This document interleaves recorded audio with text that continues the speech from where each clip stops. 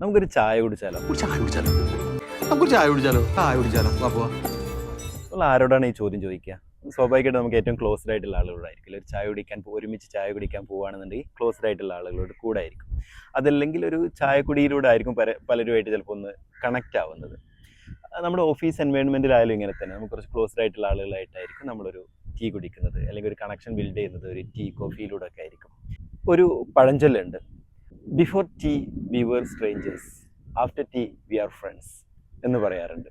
നമ്മുടെ ഓഫീസിലായാലും ഇങ്ങനെ തന്നെയാണ്. ഇങ്ങനത്തെ ചില കാഷ്വൽ മൊമെൻറ്റ്സ് ആയിരിക്കും ആളുകൾ പരസ്പരം ക്ലോസ് ആക്കുന്നത്.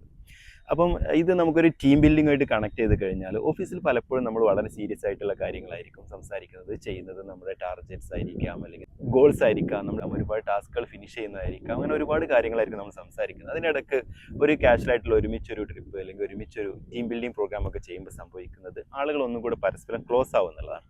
അങ്ങനെ ക്ലോസ് ആയി കഴിഞ്ഞാൽ ഒന്നും കൂടെ കമ്മ്യൂണിക്കേഷൻ കുറച്ചും കൂടെ ഓപ്പൺ ആവും, കുറച്ചും കൂടെ ഫ്ലെക്സിബിലിറ്റി ഉണ്ടാവും, ആ ഒരു വർക്ക് എൻവയോൺമെൻറ്റ് ഒന്നും കൂടെ സേഫ് ആവും എന്നുള്ളതാണ്.